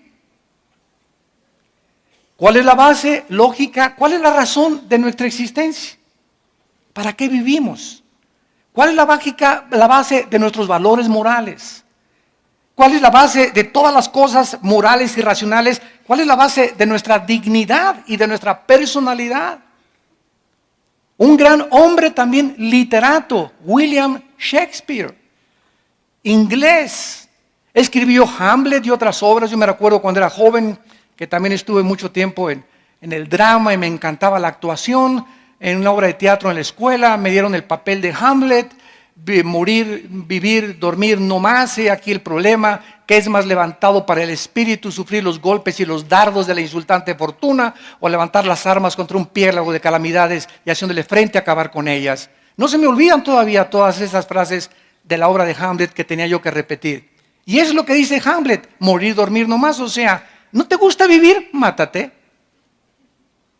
Así dijo Hamlet: es morir o dormir. ¿Estás vivo? Sí. ¿Sabes una cosa? Forja tu carácter, porque si estás vivo vas a sufrir. El mundo es para aquellos que arrebatan el reino de Dios. Y si comienzas: ay, es que y me traicionó, y me puso los cuernos, y me divorcié, y ya nadie me quiere, y a la víctima, y me pasó esto porque hizo estas cosas. Y como cuando comenzamos a hundirnos en una autolástima y en victimizarnos y creer que mi mamá y no me comprende, y mi novio y mi novia, y cuando no somos lo suficientemente maduros para saber que en este mundo en el que vivimos es un valle de sombras, de valles y de muerte, de tragedias, de violencias naturales, de problemas morales. Todos vamos a ser traicionados alguna vez, todos vamos a ser perseguidos, todos vamos a ser odiados, todos vamos a recibir calumnias. Todos estamos en un mundo de pecado controlado por Satanás. Ahora, para enfrentar este mundo tan cruel en el que vivimos, se necesita que fortalezcamos interiormente nuestra vida interior. Y esta es la razón por la cual cuando cayó la bolsa de valores hace algunos años en Nueva York, el 60% de los billonarios se suicidaron. ¿Por qué? Porque al enfrentar el mundo y al enfrentar la bancarrota y la pérdida y el divorcio, se matan o matan a los demás. O me engañaste, te mato a ti y a mis hijos. ¿Por qué? Porque eres para mí nada más. Y no creemos, ¿verdad?, que si te ponen los cuernos tiene una mejor mujer para ti, Dios. ¿Para qué la matas? Déjala que siga viviendo, que se vaya con el gavilán pollero o con el que se fue. Pero se necesita, ¿qué cosa? Carácter para poder enfrentar la vida. ¿Y saben algo? Que cuando venimos a Cristo, esto es lo que el Espíritu Santo está tratando de formar en todos los soldados que pertenecemos al ejército de Cristo. Carácter. Nos está Dios blindando para aguantar misiles Tomahawk. Ya no balitas 22 ni 25. Los misiles que nos avienta el maligno y los problemas que enfrentamos en el matrimonio y en los divorcios y en la persecución y en el gobierno y en las malas entendidos, etcétera, etcétera. Tenemos que seguir de pie y acabar con gozo, no amargados. Porque el que se amarga en esta vida no entra a la tierra de Canaán. Escúchame muy bien, el veneno más grande que te impedirá acercarte a Dios y recibir su gracia es la amargura. Amárgate contra alguien o contra algo y es el veneno más grande que tu alma pueda tener. Entonces, si no hay Dios, ¿verdad? Somos como animales y es como si estuviéramos en una librería mirando los libros, pero sin tener la capacidad de leerlos. En otras palabras, vivir sin entender por qué vivimos. Como animales en una librería, viendo miles de libros y sin poder entender ningún libro. Vivir en la vida sin entender por qué estamos aquí. ¿Por qué existe el sol, el diseño maravilloso, la belleza? ¿Por qué existe el sufrimiento? ¿Por qué Dios permitió la maldad? Todo tiene respuestas en la Biblia. Y necesitamos esas respuestas para poder seguir viviendo y seguir ayudando a millones de personas como tú y como yo, antes de Cristo, que necesitan el mensaje de la gracia de Dios. ¿Somos acaso, señores ateos, el producto accidental de la materia que evolucionó de un grano de polvo y se desarrolló en personas humanas, señores ateos? ¿Acaso si realmente existe una creación accidental, como dice y sostiene la teoría de la relatividad y la teoría de la evolución de Carlos Darwin, de Friedrich Nietzsche, de Sigmund Freud, de Jean-Paul Sartre, de Bertrand Russell y de todos estos hombres ateos que han tratado de escribir que somos el resultado de un accidente? Si somos el resultado de un accidente, todo comenzó con algo. Ahora, si comenzó todo con la materia, ¿acaso la materia puede pensar? ¿La materia puede tener conciencia? Entonces, ¿de dónde salieron los pensamientos y la conciencia? Que son nuestros pensamientos. Nuestros pensamientos trascienden la materia. Yo no puedo capturar los pensamientos, ni tú sabes lo que yo estoy pensando. Pero estoy en un mundo espiritual donde estoy en contacto, pensando con seres espirituales, porque Dios conoce mis pensamientos. Entonces, estas explicaciones no tienen respuesta en el ateísmo. ¿Acaso la materia produjo los sentimientos y la conciencia? ¿Puede la nada producir nada? ¿Cabeza de calabaza? La ausencia de Dios en la realidad, ¿verdad? Jamás se puede explicar por qué la búsqueda de la verdad, del bienestar social, de la justicia, del vacío tan grande que existe en el alma humana. En Eclesiastés 6, del 1 al 2, el mismo Salomón volvió a decir: he visto que a muchas personas Dios les da dinero, les da fama, les da belleza, y tú envidias a la que está bonita, el que está guapo, al que tiene mejor carro, y Dios a muchas personas les ha dado muchas cosas, y tú te preguntas, como dice el Salmo 73, David: Dios mío, cuando vi la prosperidad de los impíos, casi resbalan mis pasos, dijo David. O sea, nos da envidia porque es algo natural. Oye, yo aquí estoy como cristiano, no me emborracho, no tomo, y mi compadre llega y viva la vida y viva el América.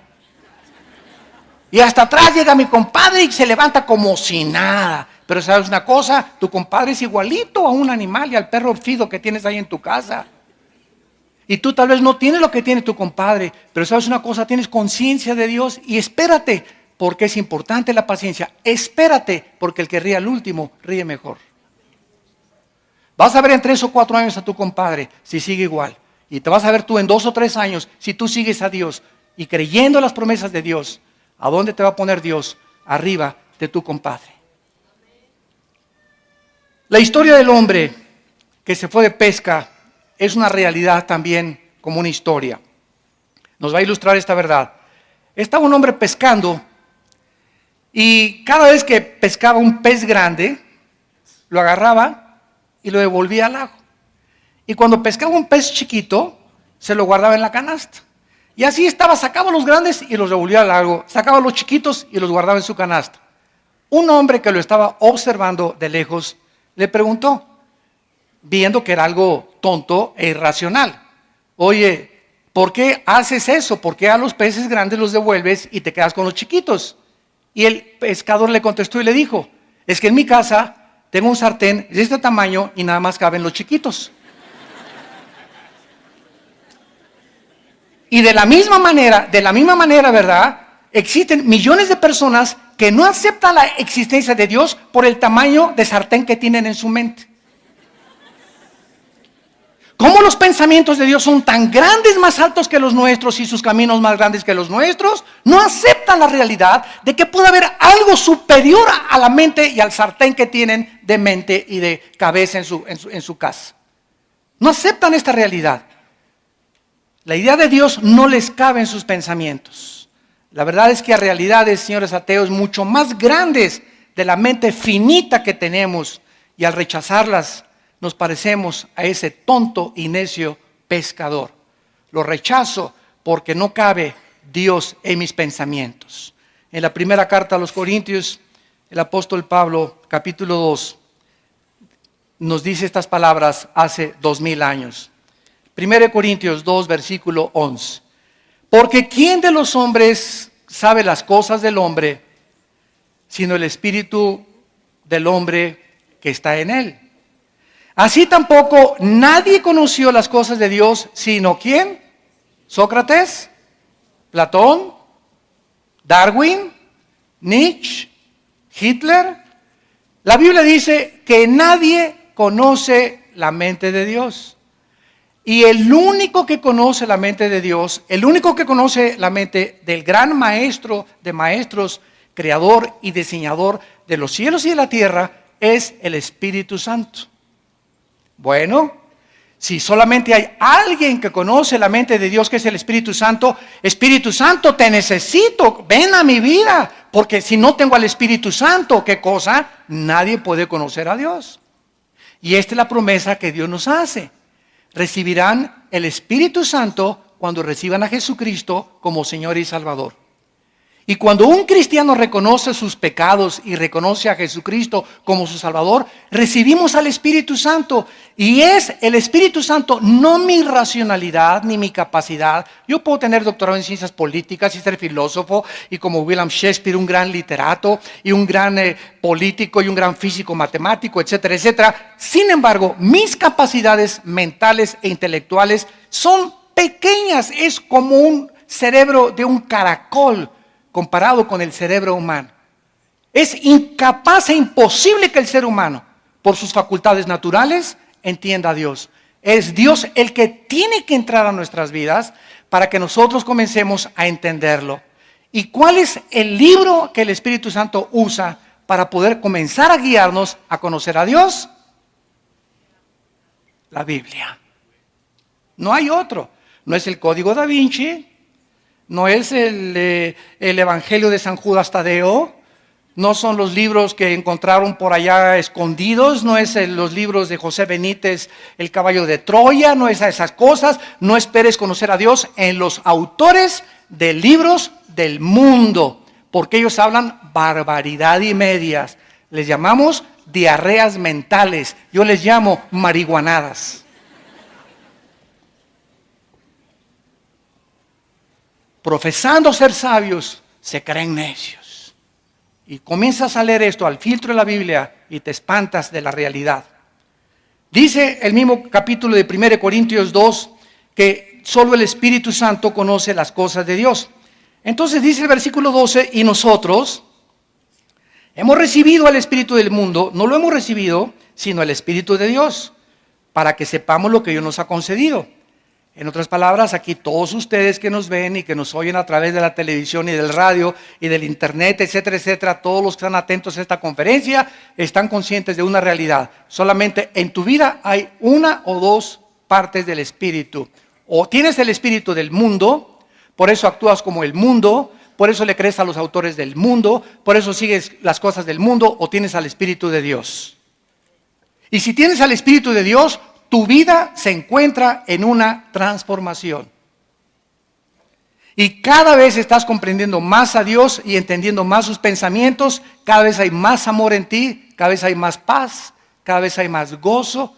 Cada vez comienzas a producir como un árbol fruto, porque el Espíritu de Dios radica, mora dentro de ti. Y dice el versículo 13, lo cual hablamos no con palabras enseñadas por sabiduría humana. Cuando alguien llega y me dice, hermano Alducin, usted es un hombre sabio, ¿verdad? Y cualquiera podría decir, pues que no te habías dado cuenta desde antes.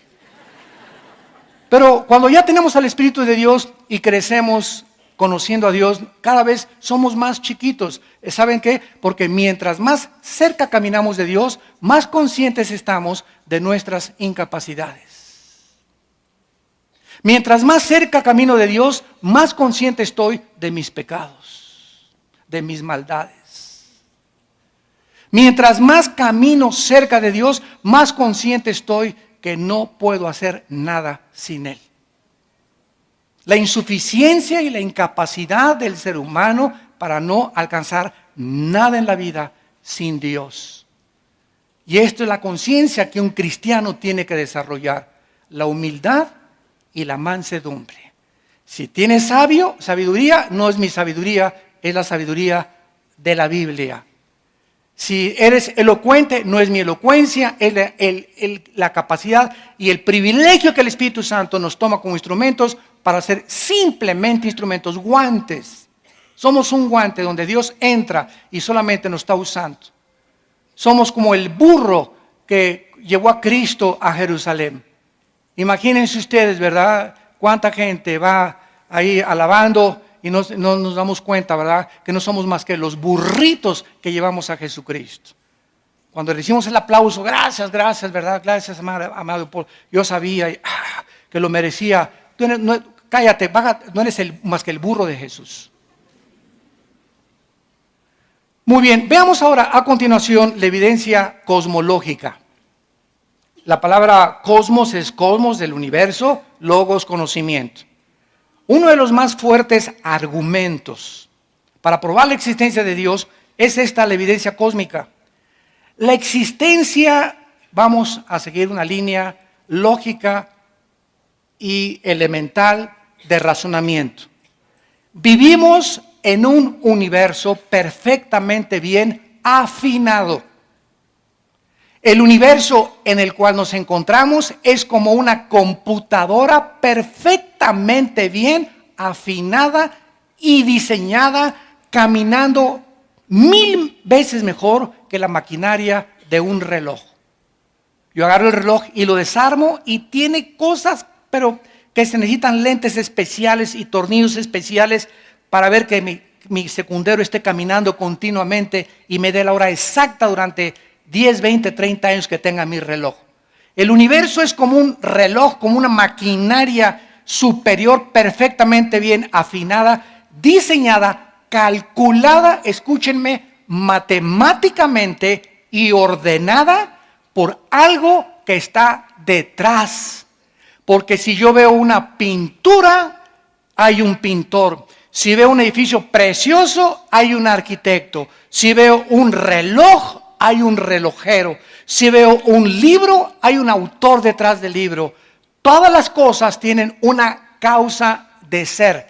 Y si vemos un universo diseñado, calculado, afinado matemáticamente, con un diseño precioso donde todo funciona, cualquier cosa que se saliera del funcionamiento, el universo explotaría, yo llego a una conclusión: los cielos, cuentan la gloria de Dios y el firmamento, la obra de sus manos. Oh Dios, tú tienes que existir, tú tienes que estar detrás de todo esto. Esto no pudo haber surgido de la nada ni accidentalmente. La vida no es un accidente tampoco, hay una razón por la cual existimos. Como dice el Salmo 19, ¿verdad? La gloria de los cielos cuentan la gloria de Dios. No se necesita, dice Romanos 1, porque lo que de Dios se conoce les es manifiesto, porque Dios se los manifestó. Y está hablando de los paganos que no tienen la Biblia, porque las cosas invisibles de Él, su eterno poder y deidad, se hacen claramente, lo que es invisible se hace visible a través de las cosas hechas, de manera que ni los aucas, ni los aztecas, ni los chichimecas, ni ninguna tribu, ni ningún pagano, ni budista, ni nadie tiene excusa para decir el universo se hizo solo. Por eso en la conferencia que dimos ayer, la religión del anticristo, demostramos que desde el hinduismo, que es la religión más antigua, hasta nuestros días, el hombre es incorregiblemente religioso, como dijo Sigmund Freud, el psicólogo vienés. El hombre es incorregiblemente religioso. Siempre a través de todas las civilizaciones y de los años, el ser humano ha tratado de adorar algo, sentir algo. Y los que no, van a las pirámides de Teotihuacán. Hazme el favor, van a las pirámides de Teotihuacán a recibir energía. Por el amor de Dios. O se van a las a las pirámides de Egipto. Tantas cosas que inventamos, ¿verdad? Pero es que estamos conscientes de que hay algo que trasciende nuestra conciencia humana y la vida natural del ser humano en este planeta. Vean ustedes en Isaías 40, hace 2750 años, lo que este profeta escribió acerca de Dios. Isaías 40, versículos del 12 al 14. ¿Quién midió las aguas con el hueco de su mano? ¿Saben ustedes la cantidad de agua que existe en el planeta Tierra? ¿Saben ustedes que 2/3 partes del planeta son agua? Y dice el profeta, guiado por el Espíritu Santo, que esta cantidad de agua cabe en la mano de Dios. Es simplemente usando comparaciones para que tengamos una ligera idea nada más de la grandeza de Dios. Con 3 dedos juntó el polvo de la tierra. Fíjense, en una mano de Dios cabe todo el agua del planeta Tierra. Le bastaron 3 dedos para los trillones de trillones, cuatrillones, quinquillones de granitos de arena que hay en el mundo. Dios los juntó con 3 dedos. Pesó los montes con balanza y con pesas de los collados. En otras palabras, cuando Dios fundó este planeta, lo midió.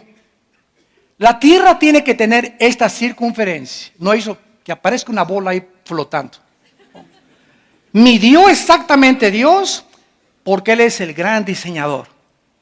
Y la Tierra tenía que tener exactamente la curvatura, la inclinación de 23 grados y medio sobre su eje exactamente.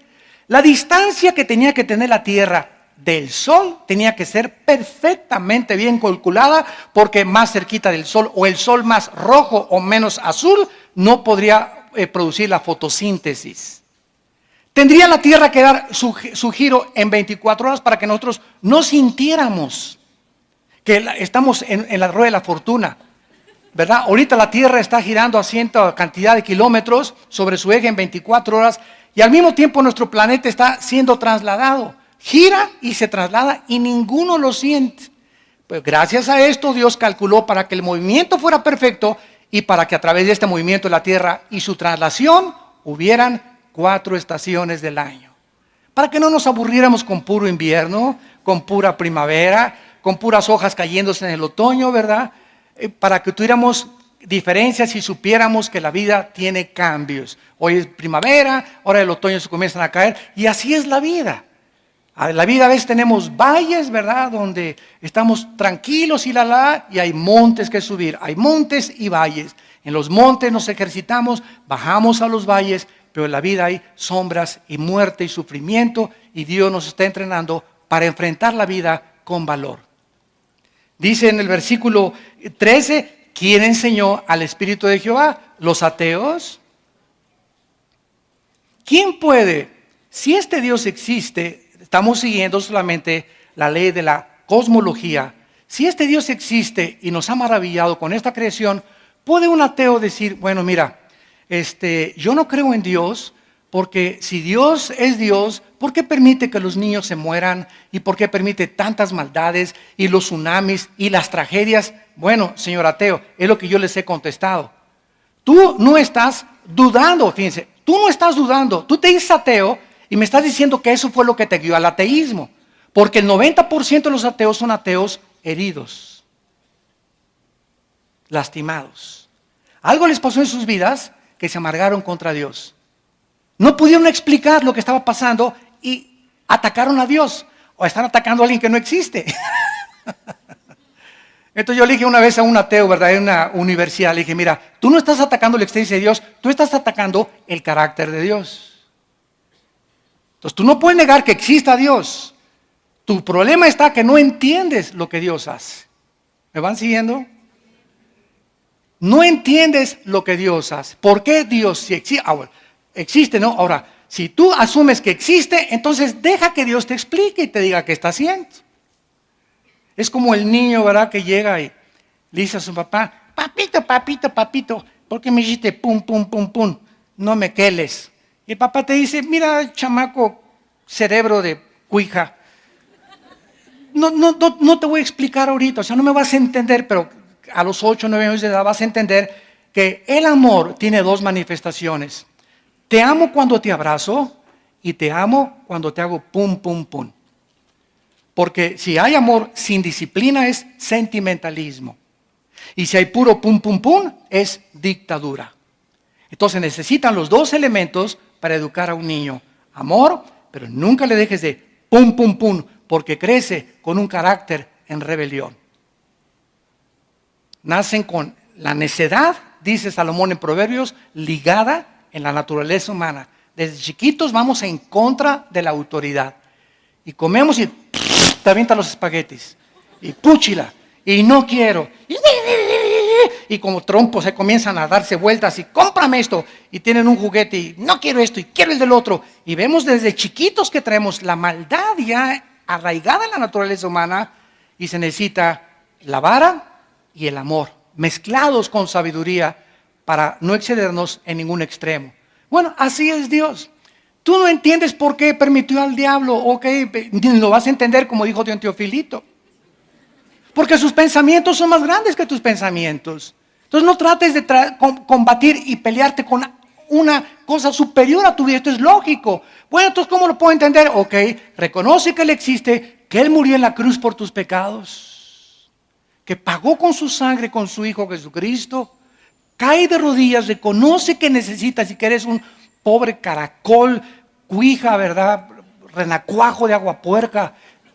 Y cuando reconozcas tu incapacidad y no agarres a Dios, a ver, bájate para acá al cielo, siéntate aquí en los sentidos acusados. A ver, Dios, ¿por qué hiciste esto?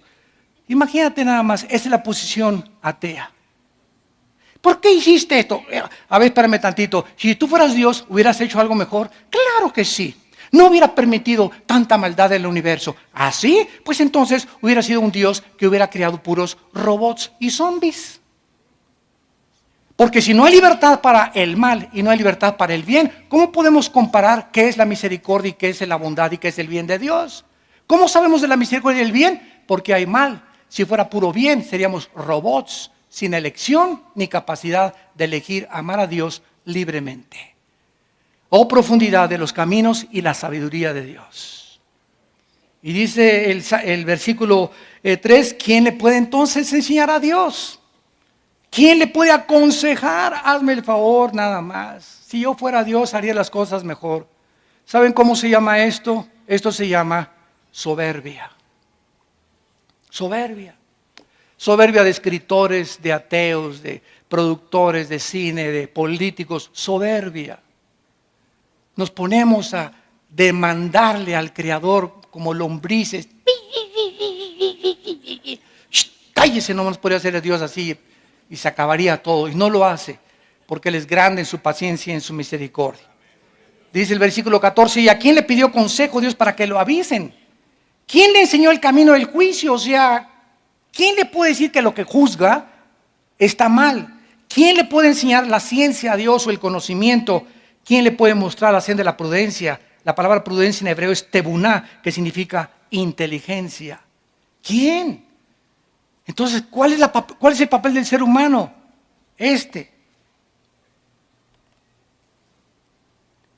El Señor da y el Señor quitó, sea su nombre bendito. Dios, enséñame, me arrepiento hasta el polvo y enséñame tú el camino. Yo no soy nada ni nadie sin ti. Vengo a seguirte y a obedecer tu santa voluntad. Ese es nuestro papel como seres humanos. No somos dioses. Y cuando tú hagas esto, no te imaginas las bendiciones que Dios derramará sobre tu vida. En esta evidencia cosmológica, ¿verdad?, que podríamos extendernos un poco más, encontramos pues también una frase del gran filósofo Jean-Paul Voltaire. Voltaire dijo, si Dios no existiera, ante ver la cosmología del universo, sería necesario inventar a un Dios. Fue lo que dijo Jean-Paul Voltaire. Si Dios no existe, hay que inventarlo, porque esto no puede haber salido de un accidente. Entonces, todo este peso de la evidencia cosmológica también se confirmó por los científicos. ¿De qué manera científicamente se demostró la existencia de Dios? Por la segunda ley de la termodinámica. ¿Qué dice esta ley? Que todo absolutamente en el universo está sufriendo un desgaste natural de la energía, lo cual se conoce como la ley de la entropía. Todo se echa a perder. Nuestro cuerpo está envejeciendo todos los días, muriéndose celularmente. Los edificios tenemos que cambiar la pintura, el agua se echa a perder, todo se oxida. El refrigerador nos muestra que la ley de la evolución no existe. En lugar de que estemos evolucionando, está retrocediendo. El universo está consumiéndose. El sol está perdiendo millones de toneladas más a cada segundo. El universo no ha existido eternamente. Es como un reloj que se le dio cuerda y se le está acabando la cuerda. Y los científicos lo reconocen. Sin la ley de la entropía o de la segunda ley de la termodinámica, no existiría ninguna ciencia. Absolutamente ninguna, porque todas se basan en la primera y la segunda ley de la termodinámica. Antes de que estas leyes fueran descubiertas, la Biblia en el libro de los Hebreos, capítulo 1, ya hace 2000 años, decía estas palabras. Hebreos capítulo 1, versículo 10. Tú, oh Señor, en el principio fundaste la tierra y los cielos son obra de tus manos. Fíjate lo que dice el libro de Hebreos. Ellos perecerán, o sea, en la Biblia está escrito, antes de que se descubriera la segunda ley de la termodinámica y la ley de la entropía, que el universo estaba desgastándose. Y hace 2000 años no había telescopios, calculadoras, ni las computadoras que tenemos actualmente. Pero el autor Hebreos ya está escribiendo y está profetizando que el universo va a perecer, va a llegar a un fin, mas tú permaneces. Ellos perecerán, mas tú permaneces, y ellos se envejecerán como una vestidura. Como un vestido los envolverás y serán mudados, pero tú eres el mismo y tus años no acaban. Esto contesta la famosa pregunta de los niños, ¿quién creó a Dios? ¿No te han preguntado eso a alguno de tus sobrinos, nietos o tataranietos? ¿Quién creó a Dios? Bueno, esto es muy importante, ¿verdad? Si el universo tuvo un principio, tiene una causa, ¿correcto? Síganme con mucho cuidado. El universo tuvo un principio, el universo tiene una causa. Notemos algo, que todo lo que tiene una causa, ¿verdad?, tiene un principio. Pero notemos que no dijimos que todo tiene una causa. Dios, para contestar esta pregunta a los niños, mijito, Dios no tiene una causa, porque Él ha existido no desde el principio. Dios no tiene principio, solamente lo que tiene principio tiene una causa. La materia, el espacio y el tiempo tuvieron un principio, Génesis 1:1. Entonces tuvieron un principio, pero Dios, al no tener un principio, no necesita una causa para existir. ¿Capiche? Dios, al no tener una causa, no necesita, ¿verdad?, un principio, ni tiene un principio para tener una causa. Entonces, cuando decimos Dios es eterno, muchos cristianos creen, es que Dios tiene billones de billones de billones de años de existencia. O sea, metemos a Dios a nuestras 4 dimensiones en que vivimos y creemos que Él está viviendo nuestras 4 dimensiones, pero nuestras 4 dimensiones tuvieron un principio. Cuando Génesis 1:1 dice, hubo un principio en el cielo y la tierra, significa que cuando Génesis 1:1 comenzó la materia, el espacio y el tiempo. Y esto lo comprobó Alberto Einstein, que la materia, el tiempo y el espacio fueron juntos y creados al mismo tiempo los 3. Entonces, Dios es eterno, no significa que ha vivido millones de años, significa que Él vive en otra dimensión que no es la nuestra. Entonces, cuando hablamos de eternidad, no es de millones de años para nosotros, pero la eternidad de Dios es que Él no es semejante a nosotros, ni vive limitado, ni sometido a 4 dimensiones. Robert Hastrow, director del Instituto para los Estudios del Espacio de la NASA, dijo, ¿verdad?, el tiempo, la materia y el espacio establecidos por la teoría de la relatividad E igual a mc al cuadrado, la energía igual a la masa por la velocidad al cuadrado de la luz o del tiempo, es íntimamente ligado, y si estas cosas fueron ligadas por Dios, Dios está completamente fuera de la dimensión espacio-tiempo en el que estamos viviendo. Y finalmente encontramos nosotros la evidencia teleológica, que es el estudio de la finalidad. ¿Saben ustedes cuál es una de las más grandes mentes científicas para que se la restriegues así a tu maestro ateo en la escuela? Isaac Newton. Una de las mentes científicas más grandes. Nació en 1642, murió en 1727. Isaac Newton escribió en su libro La filosofía de Newton de la naturaleza. Métete al Google y la puedes localizar. La filosofía de Newton de la naturaleza. Newton escribió, cuando veo la distancia perfecta del Sol a la Tierra, no puedo creer que haya sucedido por accidente. Este universo es maravilloso y solo pudo provenir de un ser inteligente que gobierna y ordena todas las cosas como Señor de todos y de todo, mi Señor Jesucristo. Newton era cristiano y escribió comentarios del libro de Apocalipsis. Y podríamos seguir diciendo más evidencias, el diseño de la vida, ahora que se descubrió en 1954, el doctor Crick, el ADN, el ácido desoxirribonucleico, que forman todas las células que tenemos en el cuerpo, comenzó el mundo a introducirse en que dentro de todas nuestras células hay un código, un software.